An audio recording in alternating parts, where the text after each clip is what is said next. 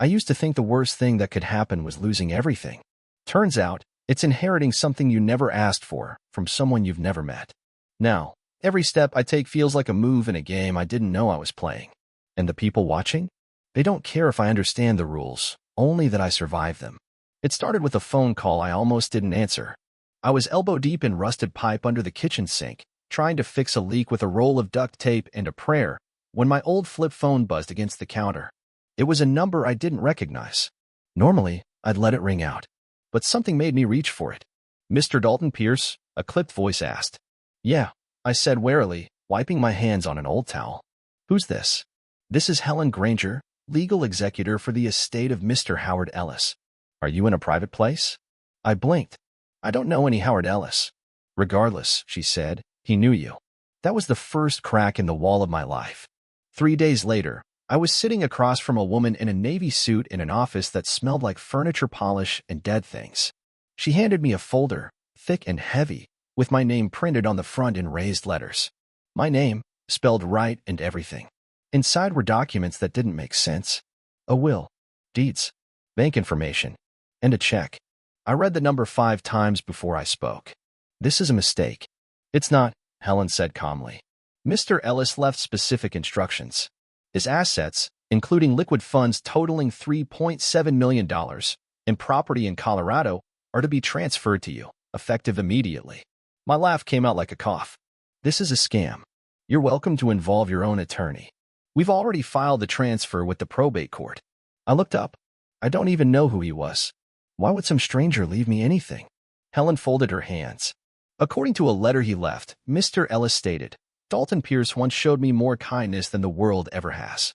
That's all the reason I need." I couldn't breathe for a second. I searched her face for a wink, a twitch, a sign this was some elaborate prank. Nothing. Just silence. And a check with more zeros than my entire adult bank history. The rest of that week passed in a blur. I didn't touch the money. Didn't tell anyone. Just stared at that letter over and over like it might reveal the secret if I looked hard enough. I tried to remember anyone named Ellis. A customer at the hardware store? Someone I helped with a flat tire once? Nothing. The name was as blank to me as the future suddenly wasn't. Then came the keys. To the house. A 2-story stone place in a quiet mountain town I'd never heard of, tucked between ridges and pines like it didn't want to be found. It came with a truck, a stocked fridge, a fireplace that still smelled of wood smoke, and a sealed envelope on the mantel with my name on it. Dalton. By the time you read this, I'll be ash in memory. I don't expect you to understand why I did this. I only hope you'll use it. The money, the house, they're tools. You decide what to build. But be careful. Every gift has roots, and some grow in strange soil. You once sat with me on a bench outside a VA hospital. You offered me half a sandwich and didn't ask why I was shaking. That moment? That was the first time I felt like I still belonged to the world. You forgot it. I didn't. Do something with this. And when the past comes knocking, because it will, remember that kindness is never free. It just waits to be repaid. H.E. I read that letter until the ink blurred. And even then, I still didn't feel like it was real. I didn't sleep that night. Not because I was scared, but because something deep in my gut whispered this wasn't luck. It was a door, and someone wanted me to walk through it. The house was beautiful in the kind of way that made you nervous to touch anything. Dark wood floors that creaked like old men stretching their backs. Windows that looked out over endless forest. A fireplace that roared like it remembered winters long before I was born. It felt like stepping into someone else's life. Which, I guess, I had. I spent the first few days wandering through rooms, opening drawers like I was expecting to find a catch. Hidden cameras. A deed with someone else's name. A note that said, "Gotcha." But all I found were signs of a life that had stopped mid-sentence. Slippers under the bed. A book left open on the armrest. A grocery list stuck to the fridge with a magnet shaped like a trout. Who the hell was Howard Ellis? There was no photo of us together. No journal. Just his name on legal documents and that letter. I went into town on the 4th day. Sparrow Ridge, Colorado. Population. Small enough that the cashier at the gas station commented on my out-of-state plates before she even rang up my coffee. "You're not from around here," she said. "Just moved into the Ellis place," I replied. Her eyes flicked up. Something changed. Not hostility, something quieter. Like a shutter being pulled halfway down.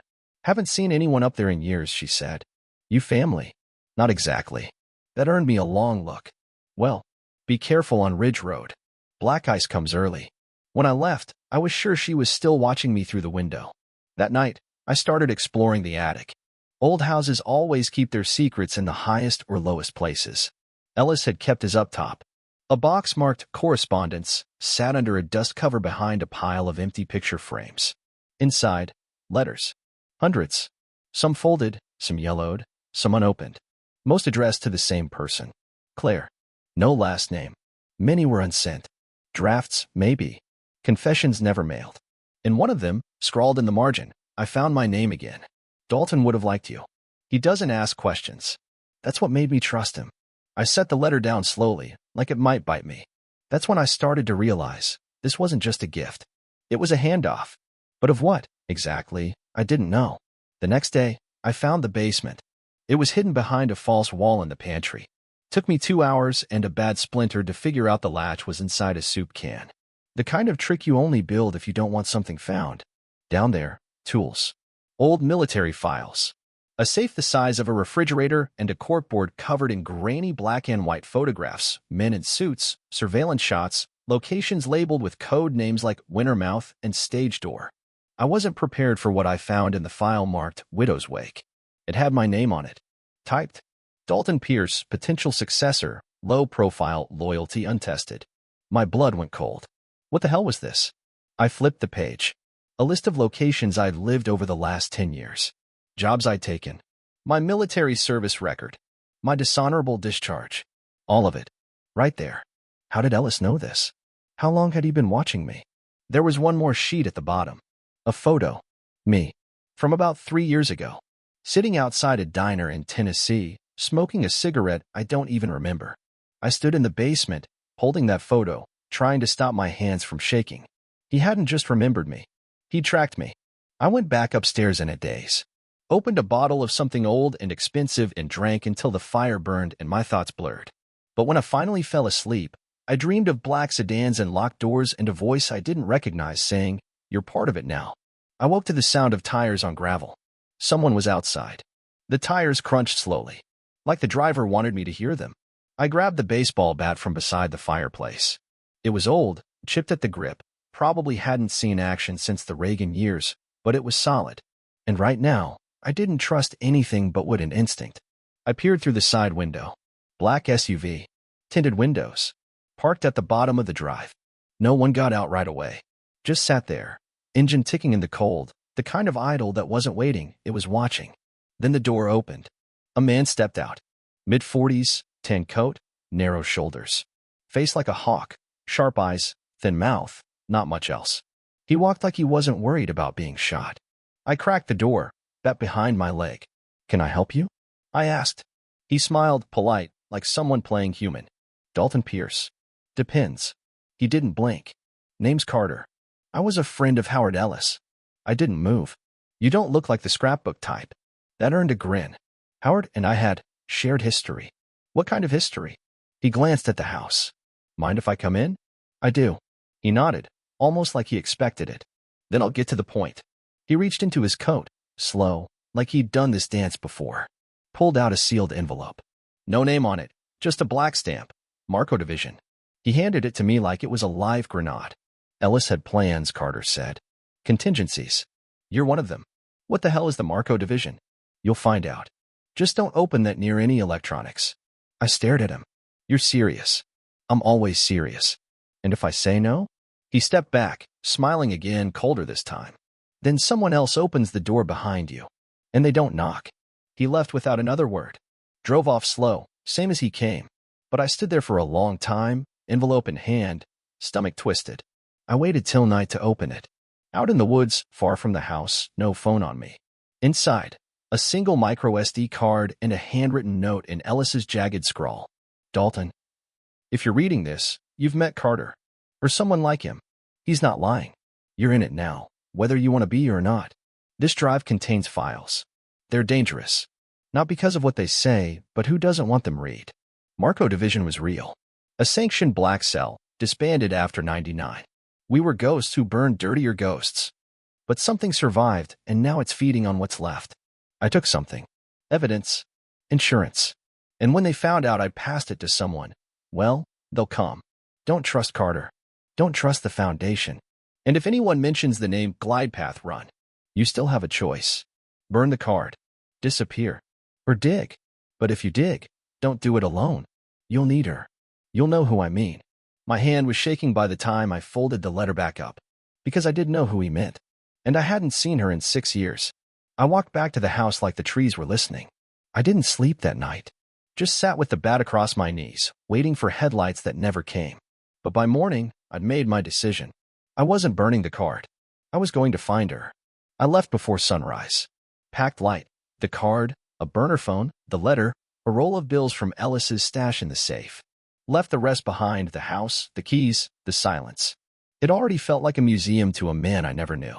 My truck's tires cracked through thin frost as I took the mountain switchback slow. Just me, a rising sun, and the memory of a woman I hadn't spoken to in years. Claire Sutton. We were never lovers. Never quite friends either.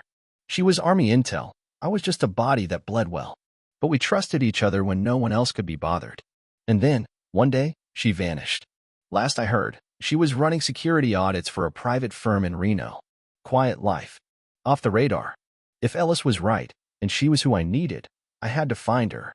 Fast. It took 2 burner calls and a fake name, but by nightfall I had an address. Small ranch house in the outskirts, right where the desert eats pavement and makes you forget time. I waited till after dark to approach. Didn't want to spook her. Didn't matter. She spotted me before I even got out of the truck.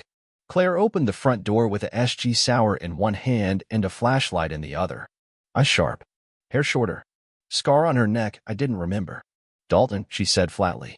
You have 30 seconds. I raised both hands. Ellis is dead. That got her attention. She stepped back. Inside. Now. Her living room was sparse. Clean. Tactical. No pictures, no fluff. Just a couch, a duffel bag half-packed, and a laptop with military-grade encryption humming quietly on the kitchen table. I handed her the letter and the drive. She read fast. Scanned the card like it might explode. When she finally spoke, it was just one word. Shit. What's glide path? I asked. She looked up, and for the first time that night, she actually saw me. Not as some ghost from a past deployment, but as someone standing too close to something sharp. You ever hear of Clean Wave? She asked. Yeah. The disaster response firm. They were all over Haiti, Ukraine, that oil rig off Baffin. Right. Except they're not disaster response. Not really. They're a front. Funded by the Glide Path Initiative. Off-book contracts. Sanctioned disappearances. And something way worse. Witches. Control. She opened her laptop, typed fast, pulled up an encrypted map. Blips scattered across Europe, Asia, the US. These are active assets. People being tracked through implants, surveillance systems, and behavioral nudges. GlidePath didn't just predict outcomes, they started creating them. Jesus. Ellis was part of the cleanup crew when they shut the program down. Except, it never shut down. It went private. Carter, Marco Division, Clean Wave, they're all pieces. And now they're watching me? She gave me a hard look. You're not being watched. You've been flagged. A dull throb started behind my eyes. Claire stood, pulled a go bag from behind her fridge. We leave tonight. Just like that. Dalton, if you've got Glide Path's drive, and they know you exist, you've got 3 options: disappear, cooperate, or fight. I know which one Ellis picked. So what's yours? I didn't answer. I didn't need to. We hit the road 20 minutes later. By morning, 2 men were dead. We didn't start the fight, but we damn well finished it. Somewhere outside Ely, Nevada, on a stretch of cracked highway that hadn't seen a patrol car in a week, Claire's instincts kicked in. She made me kill the lights. Pulled off onto an old service road. Waited. And then headlights. 2 vehicles. SUVs. Black. Government-style tint, even on the windshields. They're not local, she muttered. How can you tell? They're not driving like they care who hears them. Claire pulled the truck into a shallow ditch, low enough to avoid spotlight glare. Her hand moved to the pistol holstered under her coat. Mine reached for the bat I'd tossed in the back, almost as a joke. We crouched behind the tailgate, hearts thumping like distant drums. The first SUV blew past us. Didn't slow. The second didn't either, until it braked hard 100 yards down the road. Reverse lights flicked on. They saw us, she whispered. We didn't run. We didn't have time. The back door of the SUV popped open while it was still rolling. A man stepped out, Clean, bald, bulky. Tactical vest, earpiece. Moved like he'd cleared rooms before I learned how to shave. I barely had time to think before he was raising a weapon. Submachine, compact, silenced. Claire fired first. 2 shots. Center mass. The guy dropped like a sack of bricks, his weapon skipping off the pavement. Then it was chaos.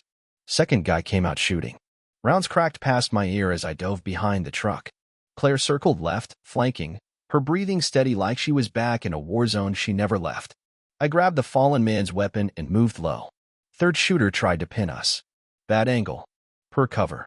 Claire dropped him with a shot through the throat. Then silence. Just hung in the air like guilt. 3. I asked. Claire nodded. 2 in the first car, most likely. But they're long gone now. I stood there, heart hammering, sweat cold on my neck, gun in my hand. And then it hit me. I'd killed a man. Even if I didn't pull the trigger, I'd chosen this. Claire seemed to read my thoughts. You didn't start this. No, I muttered. But I'm pretty sure I just RSVP'd. We moved the bodies. Took their phones, weapons, ID, what little they had. Nothing traceable. Just black watches, earpieces, and 1 USB drive hidden in the heel of a boot. Back in the truck, Claire plugged it into her laptop. Encrypted, of course. But one folder name stood out. Origin, Sparrow Ridge. That was the name of Ellis's town. And the title of the document? Claire Sutton, exfil orders pending. I stared at her. They're not just watching me. She didn't flinch. They were never just watching you. We drove all night. No music. No radio. Just asphalt and fear. By dawn, we reached an abandoned ranger station in northern Utah. Claire knew a guy. I didn't ask questions. He didn't ask names. He gave us a room, 2 clean phones, and enough caffeine to keep our nightmares out of reach. I sat on the porch and stared at the hills. Tried to remember the last time I made a decision without a gun in the room. Claire came out, handed me a folded note. It was a message decoded from the USB. 6 words. Pierce is the last clean asset. I looked at her. What does that mean? She didn't answer. She didn't have to. It meant I wasn't the pawn. I was the prize. We didn't stay more than a day. The ranger station, remote, cold, 1 road in, 1 out, should have been perfect. But the way Claire kept checking the perimeter told me everything I needed to know. They had her scent. By noon, her contact, a guy named Deke, ex-NSA with 1 eye and 0 trust in people, was already making calls to scrub us from local traffic cams. He didn't ask how we got into this mess. I think he already knew the kind of people who went dark for this long didn't fall into trouble. They were pulled into it. You said Ellis left you the drive? Deke asked me that evening, over half-warm beer. I nodded. And a house. And a warning. Yeah, he muttered. Sounds like him. You knew Ellis? He glanced at Claire. She didn't flinch. We ran black bag jobs out of Berlin back in '03. Before all this glide path bullshit took root. Deke leaned in. You don't understand what you're carrying, he said. Glide path isn't just surveillance. It's predictive. Behavioral. They were building a system to assign probability scores to people, threats, assets, burnable liabilities. The file you have? That's the map of their unreleased data model. I blinked. Like, a model for what? Everything, Claire said. Elections. Riots. Assassinations. Collapses. They had simulations for coups that haven't even happened yet. Think Minority Report, Deke added. But real. And with less conscience. I felt the weight of it hit me. I wasn't carrying evidence anymore. I was carrying prophecy. We planned to head out that night. Skip stayed into Idaho, then Montana, where an airstrip Deke knew could fly us to a private node in Alaska. That plan died at 2:47 a.m. I woke to the smell of smoke, and shouting, and gunfire. Claire had her pistol already in hand, crouched low near the window. They found us, she whispered. The next 5 minutes blurred. Gunshots chewed through the porch. Deke yelled something from the back, then went silent. A flashbang rolled in through the front door. I grabbed the drive. Claire kicked open the back wall with a crowbar like it was planned. Maybe it was. We ran. Into the trees. No flashlights. Just instinct and moonlight and the sound of men crashing through the brush behind us. We moved fast.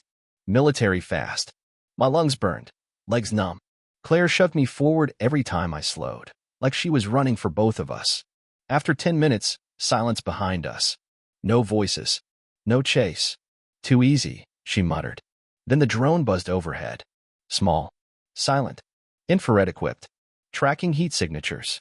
We dove into a creek. The water felt like knives. Claire pulled me under, her hand gripping my shirt. We waited, lungs burning, while the drone hovered. It passed. We emerged, gasping. Soaked. Frozen. But alive. We hiked another 3 miles before we found shelter, an abandoned storage barn. Locked from the outside, but Claire picked it like she'd built it. Inside, cold concrete. Rusted tools. A cot so old it bent in the middle. I collapsed on the floor. Claire stood over me, dripping wet, hair matted, jaw clenched. "They're not just chasing the drive anymore," she said. "They're chasing me." She nodded. "Because you're not flagged by the system. You said that before." "What does it mean?" "It means you're off script. You weren't supposed to be anyone. You were never in their model." I sat up, shivering. So, she said, "that makes you the only variable they can't predict." I laughed, bitter and breathless. "I was just fixing sinks and feeding stray cats 3 weeks ago." Claire didn't smile. "That's exactly why Ellis picked you." Outside, the wind howled like the whole world was holding its breath. Inside, we made a fire from broken broomsticks and pages from a hunting manual dated 1979. We didn't sleep. Not because we were scared. Because we knew sleep was what they'd expect. And right now, the only thing keeping us alive was doing the exact opposite of what anyone thought we would. By dawn, we had a plan. A desperate one. A bluff, really. But desperation's the mother of reinvention, and we didn't have time for clean exits. Claire knew someone in Seattle. A data analyst who used to build AI filters for foreign governments before GlidePath scooped him up and scrubbed his resume. Name was Lewis, but everyone called him Echo. Paranoid, brilliant, and, according to Claire, one of the only people who could decrypt the last part of Ellis's drive. If we could get to Echo, we could crack the model. Leak it. Not just GlidePath's movements, but their predictions, the manipulation engine underneath. If people saw it, really saw it, the whole thing could burn. But first, we had to get there.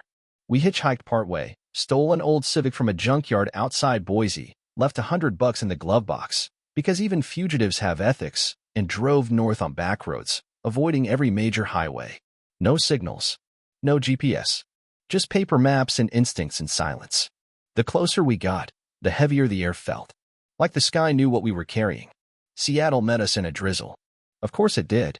Echo lived above a closed-down boxing gym in Georgetown. Had the second floor rigged with motion sensors and a back door so old it whined like it was mourning something. He didn't hug Claire. Didn't shake my hand. Just looked at us both and said, "You brought hell to my doorstep." Then he let us in. His place was a digital bunker. Walls lined with servers. Monitors flickering with code, signal intercepts, packet traffic. And in the middle, a battered recliner surrounded by empty cans of orange soda and 3 different laptops. Claire handed him the drive. He plugged it in like it was a sacred artifact. "Where'd this come from?" "Ellis," I said. That made him pause. "He's dead." I nodded. Echo blew out a breath. "Then we're on the clock." The next 6 hours were a fever dream of firewalls, ciphers, decryption attempts, and at least 2 near heart attacks from a bad kernel panic. But at 5:46 p.m., Echo leaned back and whistled. He spun one of the monitors toward us. "There it is," he said. "A name. A file. Phoenix Matrix Primary Cascade Scenario." Underneath it, 1 line of red text. "Failure condition. Pierce deviation detected. Cascade risk. 87%. I stared at it, heart hammering. "They built an outcome tree," Echo said. "And you, Dalton, are the one branch that breaks the pattern." "You mean I ruined their prediction?" "Exactly. The entire system is designed to influence outcomes, votes, wars, markets. But it assumes everyone in the tree is accounted for. You? You were never in it. A nobody. A glitch." Claire crossed her arms. "And now they're trying to overwrite him." "Wipe him out," Echo corrected. "Or force him onto the script. That's what GlidePath does. When people start deviating, they push them back into place. Or erase them," Claire added. I stood, pacing. "This can't just be about me." "It's not," Echo said. "It's about control. Ellis didn't just steal their drive. He left it to the one person who could break their system by existing outside of it." He looked at me. "You're their blind spot. And that scares the hell out of them." That night, we made our move. We cracked the core model, compiled a traceable leak packet, and uploaded it to a dozen dead drops, journalists, whistleblower sites. Redundancy on redundancy. We used VPNs, dummy addresses, a network of proxies that would have made the NSA dizzy. But before we hit the final send, Claire stopped me. This is a point of no return, she said. I've been past that since the first letter. We sent it. At 12:17 a.m. Glide Path's future cracked in half. By morning, the leaks were everywhere. Newsfeeds lit up. Government agencies scrambled. Tech companies denied everything. Former employees began stepping forward. And me? I ran. Because I had to. Because truth doesn't keep you safe. It just keeps you honest. Claire disappeared 2 days later. Left a note on a napkin. No signal is still a signal. Keep moving. Echo burned his servers and vanished into the Cascades. And I changed my name. Again. Took a job fixing cabins in Wyoming under a different face and a worse haircut. No phones. No photos. Just dirt, trees, and breath. But sometimes, when I look up and catch a drone glinting in the sky, I wonder if they're still trying to put the pieces back together. If somewhere, there's a room full of men staring at my file, asking how the hell and nobody slipped through. And I hope they never find the answer. Because I'm not a hero. I'm not a martyr. I'm just the kind of ghost you get when the system forgets how to lie to itself. And that's enough for me.